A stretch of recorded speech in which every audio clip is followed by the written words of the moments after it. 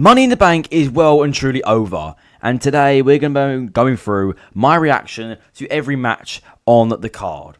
So I hope you guys enjoy this video. It's going to be a nice one to record. Always remember, smash like and subscribe on to the flipping channel, and let's get into this one.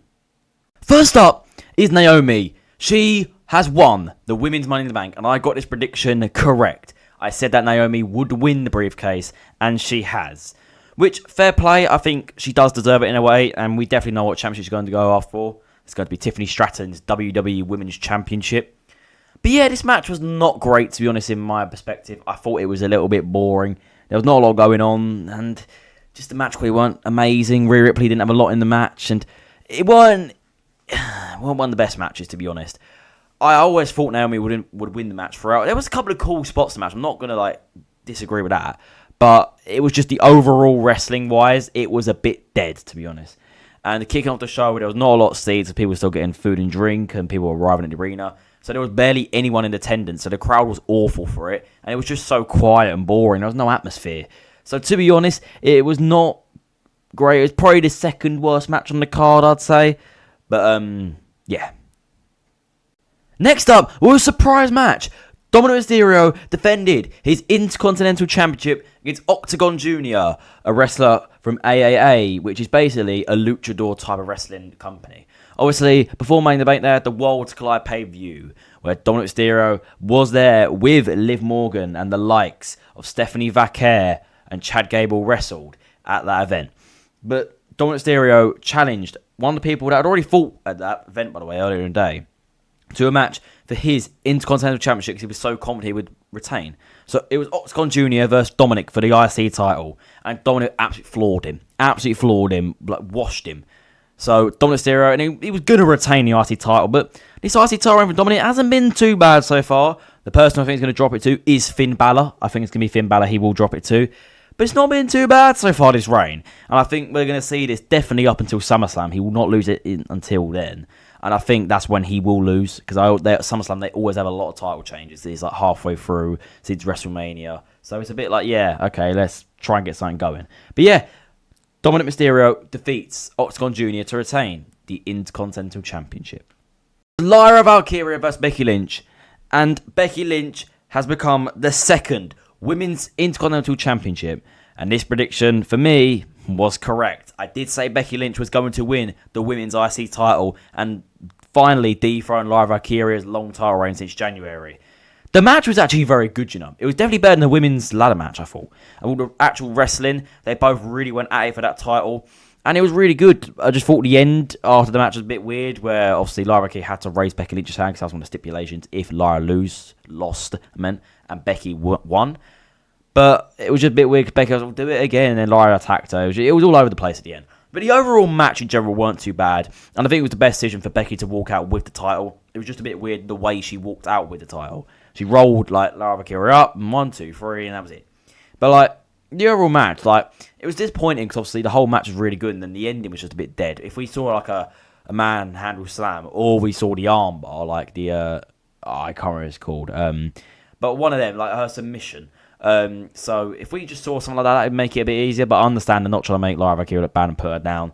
But yeah, Becky Lynch is the new Women's Intercontinental Champion, and she could have some good matches and hold this title maybe until October. You know, I could see it being another long reign, or we see Lara Valkyria win the championship back maybe at SummerSlam. But I just don't want that now. We need to get something fresh.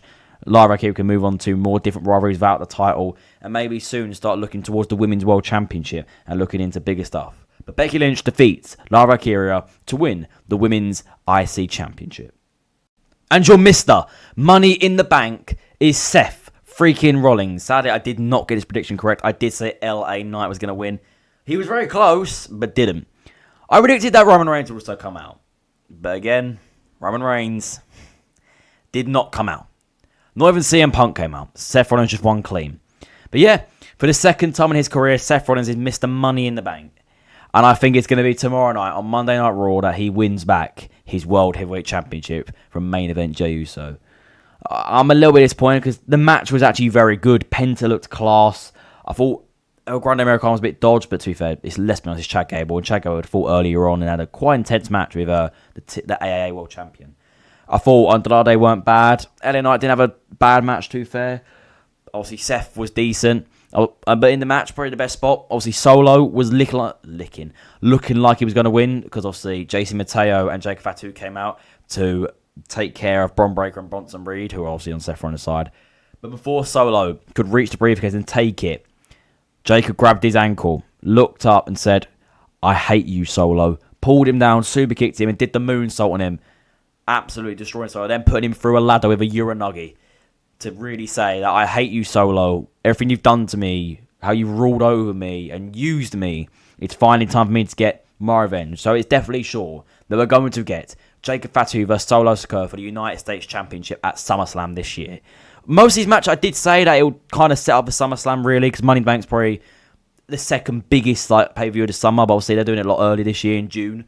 So I think that, I think that will be a SummerSlam, because they can have a SummerSlam. It's going to be a long build-up. But yeah, overall, Seth freaking Rollins wins the Money in the Bank briefcase.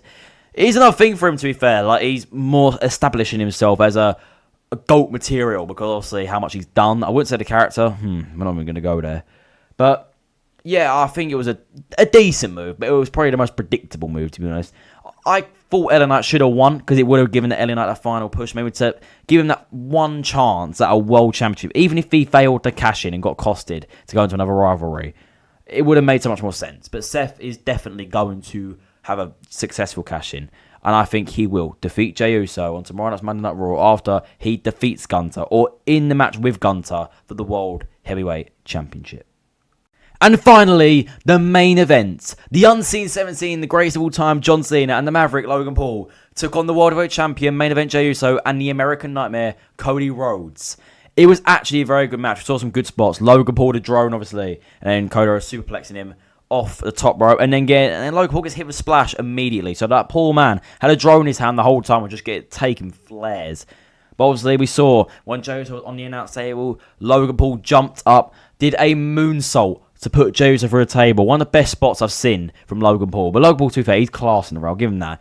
He made a very good spot, a memorable spot, to make Money in the Bank something rememberable.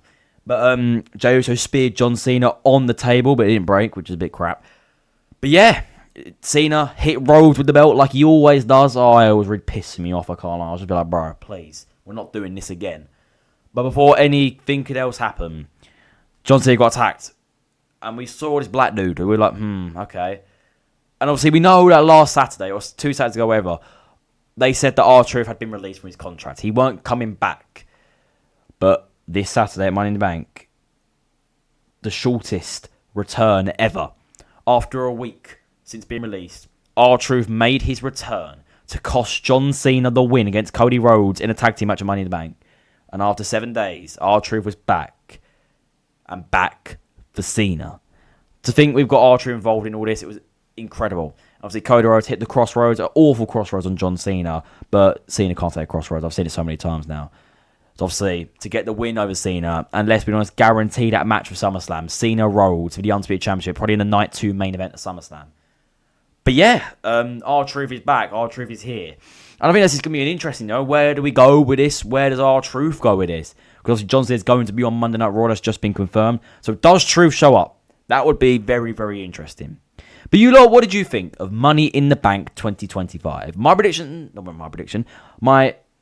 review, I'd probably give it a 6.5 out of 10. I didn't think it was amazing. But Triple H, his pay-per-views the last year have been very dodgy. WrestleMania was very dodgy. Every pay-per-view this year has had its downsides. Maybe except from the Elimination Chamber. That was quite good. But except from everything else, it's been a bit, don't know about that. But yeah, thank you all for watching this video. And thank you for the recent support on the views. It's been absolutely mental. Thank you very much. But yeah, thank you for watching the video. It has been nice to record. Always remember, smash the like and subscribe button to the flipping channel. And I'll see you little dirty faces soon. Goodbye, guys.